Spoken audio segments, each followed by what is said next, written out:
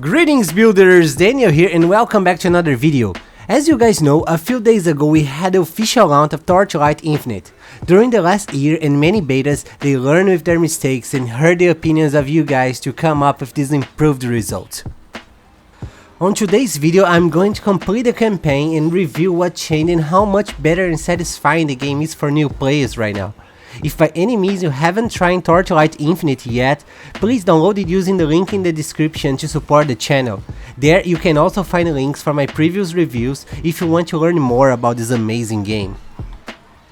Since we started the new season, nothing better than also testing the new character. And by the way, Torchlight Infinite brings a new character every season, which is amazing to keep increasing the build potential of the game that is already huge.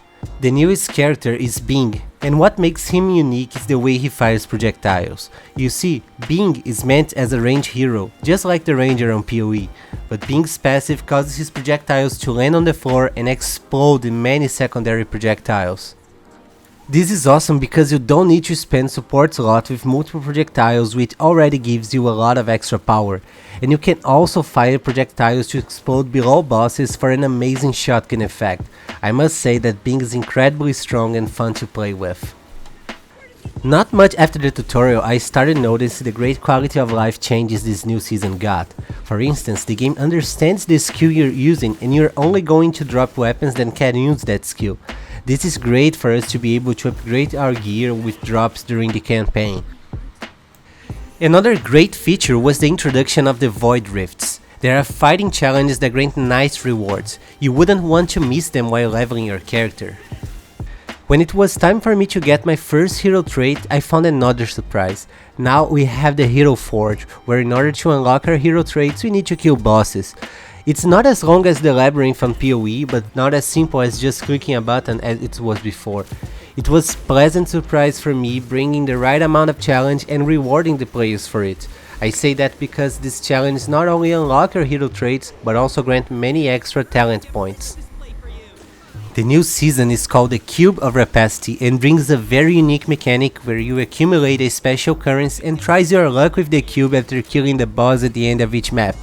During the campaign, it's a very simple and rewarding mechanic that becomes more and more complex and rewarding on the end game.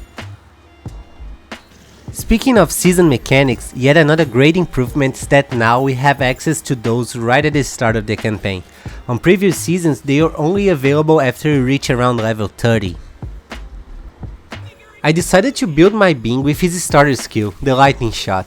Since it's very easy to stack lightning and range damage together with the Goddess of Hunting skill 3. To get even more damage, I went with one of the new skills this season presented, the Thunder Core. There is a sentry that hits nearby enemies with a Thunder Strike. It was impressive how much damage they were dealing even without investing a single point on sentry damage. I'm totally trying a full sentry build with another character after this one. Since the beginning, you can feel that Bing is a great character, but he really starts to shine after you unlock the first hero trait where he can plant one additional mine and gains more additional mines for every 100% cast or attack speed from any source. If you build it right, you're going to keep multiplying your damage this way. Since this was my first character, I didn't have access to the market yet, but that wasn't a problem at all. Bing is very strong even with this random gear you're going to get on the floor, but of course, you must keep checking your drops to always be sure that you have the best weapon equipped. Around level 45 I started to get the benefits from the new passive system called the Statue of the New God. Here we unlock slots to gather pieces to complete those same slots. Every piece grants a passive bonus and can be upgraded to grant more bonuses, an amazing way to get your power even further.